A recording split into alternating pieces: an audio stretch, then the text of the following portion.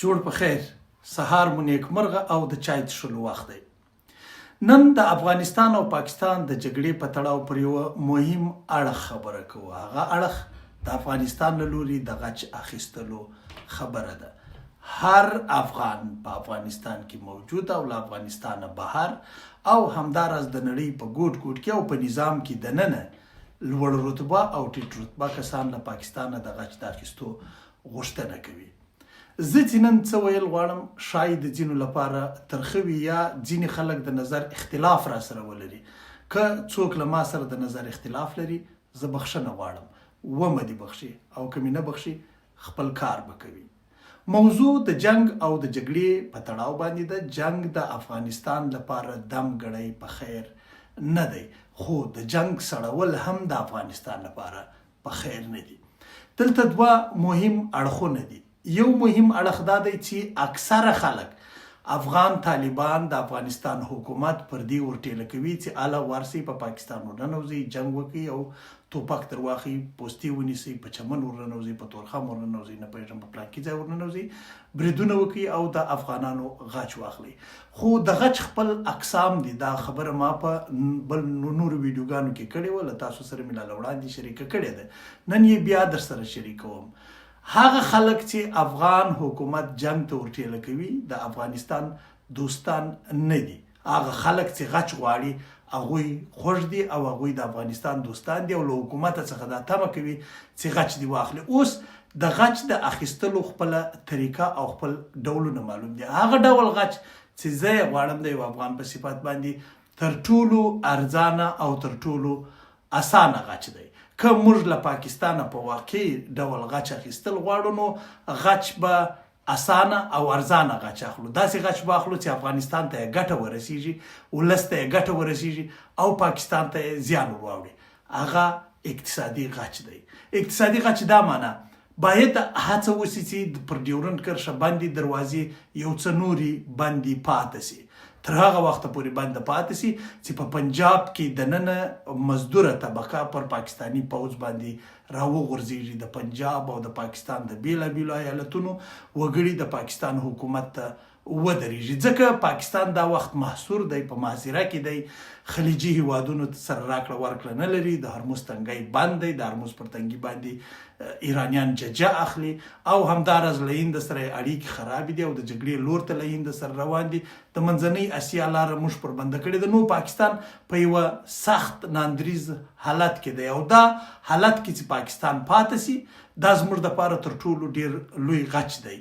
دا به افغانستان ته اقتصادي لارې خلاصې کړي، دا به افغانان دې ته وهڅوي چې خپلې کارخانې جوړې کړي، دا به افغانان دې ته وهڅوي چې پر خپلو کروندو باندې زیات فکر وکړي، خپل کار وکړي، خپل کرکیله وکړي، خپل میوجات او سبزي وکړي او همداراز خپل تولید وکړي. او هغه خلک چې غچ غواړي له افغان حکومت څخه د هغوی څخه هیله او غوښتنه دا ده چې په دې حالت کې دي د حکومت ملاتړ وکړي او د حکومت ملاتړ په دې معنا باندې چې خپل توکي دي واخلي. که لږ ګراني راځي همدا ګراني دي وزغمي. دا تر ټولو لوی غچ دی.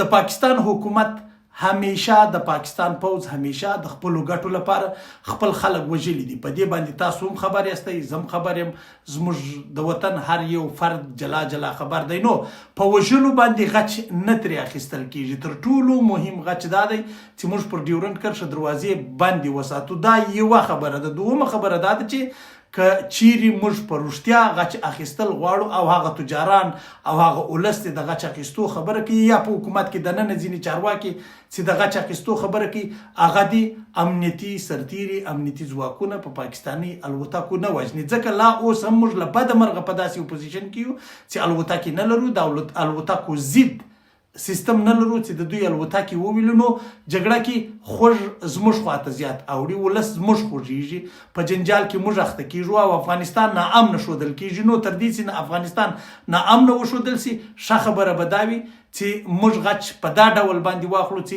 اقتصادي ضربه و پاکستان ته ورکو. بل اړخ چې زه یې یادوم هغه دا دی چې پاکستاني کاریګر باید له افغانستانه وشړل سي. دا تر ټولو مهم غچ دی.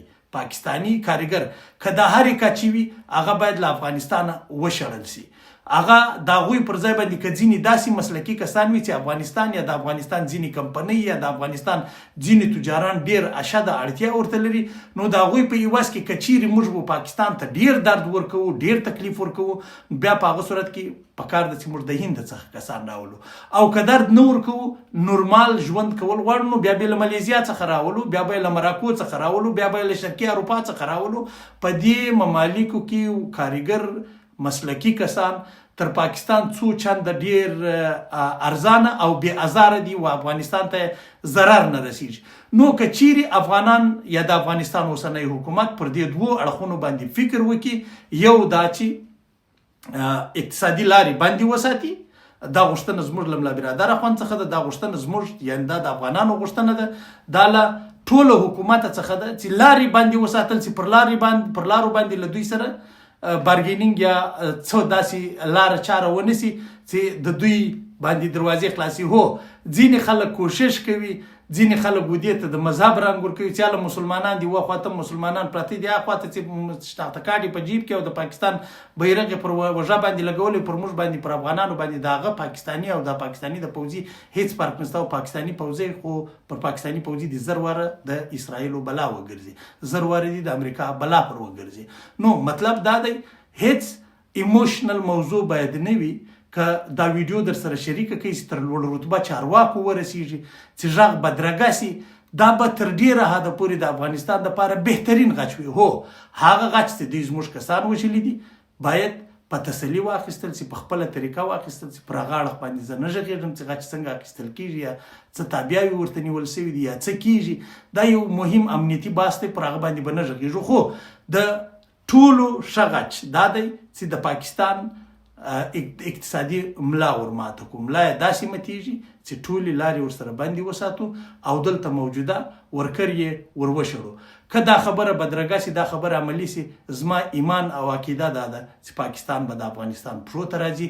دا چې دوی ورک بولي، دا چې دوی نامعلوم بولي، دا چې دوی په هر نامه باندې یادوي، د همدغه شیخ صاحب پښو ته به پاکستانیان راځي.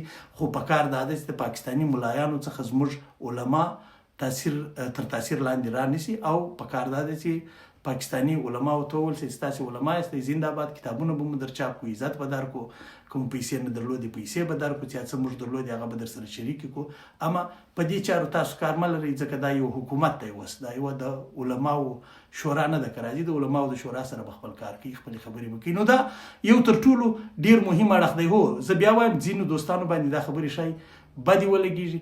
هغه کسان چې جنگ ته د افغانستان حکومت ورټېله کوي هغه د افغانستان د حکومت دوستان نه دي. موجوده حالات کې شرایط داسې راغلي، شرایط هره ورځ د افغانستان د بدلیږي. که چیرې په اول سر کې موږ دا کار کړی وای ډېره به ګټور وای، موږ چې وبغارې وکړي چې نه اوسو، بس خدای دې خیر کړي. اوس دا وخت دی چې د غچ بهترینه لاره دا ده، دروازې باید پر پاکستان بندې پاتې سي چې پاکستان منځنۍ اسیا ته لار پیدا نه کړي، او کارګر باید ور وشړل سي. نو دا ویډیو شریکه کړئ دوستانو. ژوند خدای مو شاده باد او بریالي لره. تر بلې ویډیو مو میرویس افغان پر لوی لاس سپاري د یوه داسې افغانستان په هیله چې همیشه یې پور پر نورو باندې وي او په خپله پوره وړی نه وي. شاده باد او بریالي اوسئ.